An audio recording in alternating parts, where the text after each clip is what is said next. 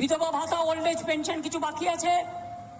আগামী দিন রিভিউ করে আমরা আমাদের ম্যানিফেস্টোতে বলেছি আমরা অনেকটাই করে দেব।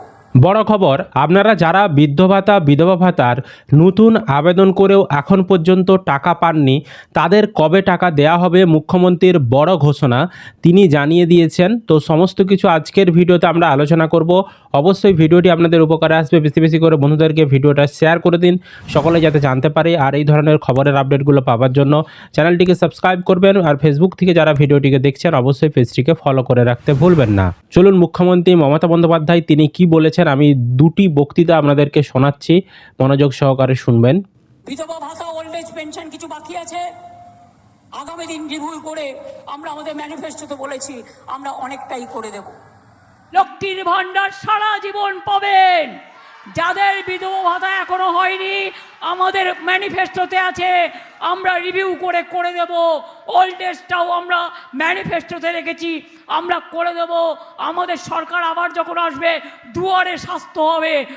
তো দেখতেই পেলেন মুখ্যমন্ত্রী মমতা বন্দ্যোপাধ্যায় বললেন যে ভোটের যে ম্যানিফেস্টো মনে হচ্ছে প্রতিজ্ঞা, যেটা যে ভোটে জিতলে আমি কি করব না করব সে বিষয়ে তো টিএমসি তারা একটা সংকল্পপত্র ঘোষণা করেছে। তো সেখানে কিন্তু বলা রয়েছে যারা নতুন বৃদ্ধ ভাতা বিধবা ভাতার আবেদন করেছেন, যারা এখনও টাকা পাননি, দুয়ার সরকার ক্যাম্পে আবেদন করেছিলেন বা আপনি পঞ্চায়েতে বা ব্লক অফিসে আবেদন করেছিলেন, হয়তো আপনার 1 বছরও পেরিয়ে গেছে, মাসের পর মাস আপনি অপেক্ষা করেছেন, তো তাদেরকে কিন্তু ভোটের পর, মানে ভোটে যদি টিএমসি সরকার জিতে তারপরে কিন্তু ভোটের পর তাদেরকে ধাপে ধাপে টাকাগুলো দিয়ে দেওয়া হবে নতুনদেরকে, এরকমটাই কিন্তু মুখ্যমন্ত্রী মমতা বন্দ্যোপাধ্যায় জানিয়েছেন। সুতরাং ভোটের আগে নতুনরা বৃদ্ধ ভাতা বিধবা ভাতা প্রতিবন্ধী ভাতার টাকা পাবে না।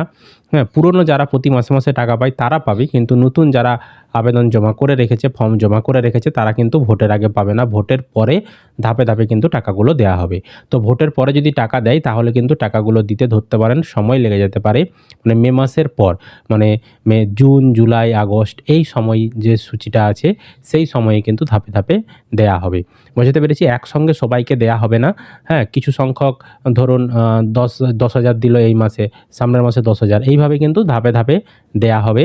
কারণ টাকাটা তো রাজ্য সরকারকে সংস্থান করতে হবে, কারণ এখানে কেন্দ্র সরকারও টাকা দেয়, কিন্তু কেন্দ্র সরকার যদি টাকা না দেয় সেক্ষেত্রে রাজ্য সরকারকে পুরো টাকাটা নিজেদের কোষাগার থেকেই দিতে হবে। সেই কারণে কিন্তু ধাপে ধাপে টাকাগুলো দেওয়া হবে।